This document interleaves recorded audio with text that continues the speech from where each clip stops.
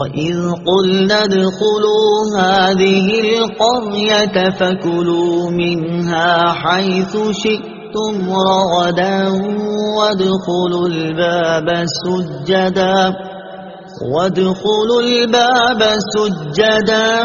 وَقُولُوا حِطَّةٌ نَغْفِرْ لَكُمْ خَطَايَاكُمْ وَسَنَزِيدُ الْمُحْسِنِينَ۔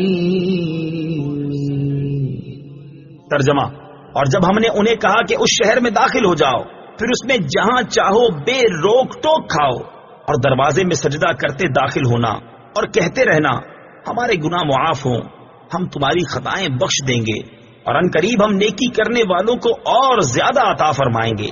وَإِذْ قُلْنَا ادْخُلُوا هَٰذِهِ الْقَرْيَةَ، اور جب ہم نے کہا اس شہر میں داخل ہو جاؤ، اس شہر سے بیت المقدس مراد ہے، یا اریحا جو بیت المقدس کے قریب ہے، جس میں عمالقہ آباد تھے اور وہ اسے خالی کر گئے تھے۔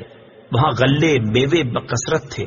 اس بستی کے دروازے میں داخل ہونے کا فرمایا گیا، اور یہ دروازہ ان کے لیے کعبے کی طرح تھا، اور اس میں داخل ہونا اور اس کی طرف سجدہ کرنا گناہوں کی معافی کا سبب تھا۔ بنی اسرائیل کو حکم یہ تھا کہ دروازے میں سجدہ کرتے ہوئے داخل ہوں اور زبان سے حطۃ کہتے جائیں۔ یہ کلمہ استغفار تھا۔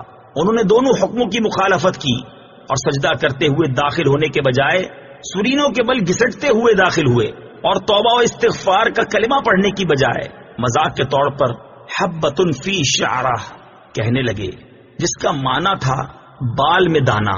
اس مذاق اور نافرمانی کی سزا میں ان پر طاعون مسلط کیا گیا، جس سے ہزاروں اسرائیلی ہلاک ہو گئے۔ فَبَدَّلَ الَّذِينَ ظَلَمُوا قَوْلًا غَيْرَ الَّذِي قِيلَ لَهُمْ فَأَنزَلْنَا عَلَى الَّذِينَ ظَلَمُوا رِجْزًا مِّنَ السَّمَاءِ بِمَا كَانُوا يَفْسُقُونَ۔ ترجمہ: پھر ان ظالموں نے جو ان سے کہا گیا تھا اسے ایک دوسری بات سے بدل دیا، تو ہم نے آسمان سے ان ظالموں پر عذاب نازل کر دیا، کیونکہ یہ نافرمانی کرتے رہے تھے۔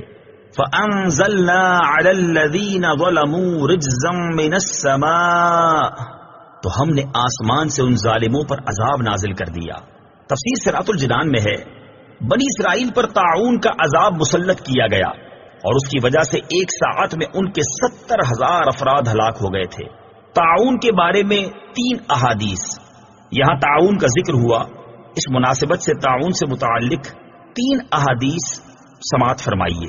نمبر 1، حضرت اسامہ رضی اللہ تعالی عنہ سے روایت ہے، حضور اقدس صلی اللہ تعالی علیہ وسلم نے ارشاد فرمایا، بے شک یہ طاعون ایک عذاب ہے جسے تم سے پہلے لوگوں پر مسلط کیا گیا تھا، لہذا جب کسی جگہ طاعون ہو اور تم وہاں موجود ہو تو تم طاعون سے بھاگ کر وہاں سے نہ نکلو، اور جب کسی جگہ طاعون ہو تو تم وہاں نہ جاؤ۔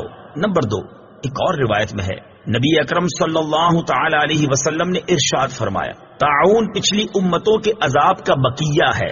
جب تمہارے شہر میں طاعون واقع ہو تو وہاں سے نہ بھاگو، اور دوسرے شہر میں واقع ہو تو وہاں نہ جاؤ۔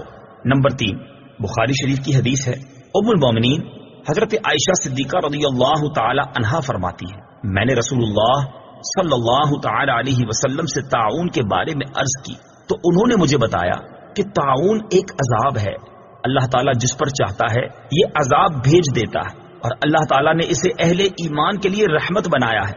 کوئی مومن ایسا نہیں جو طاعون میں پھنس جائے لیکن اپنے شہر ہی میں صبر سے ٹھہرا رہے اور یہ سمجھے کہ جو اللہ تعالیٰ نے لکھ دی ہے اس کے سوا کوئی تکلیف مجھے نہیں پہنچ سکتی، تو اسے شہید کے برابر ثواب ملے گا۔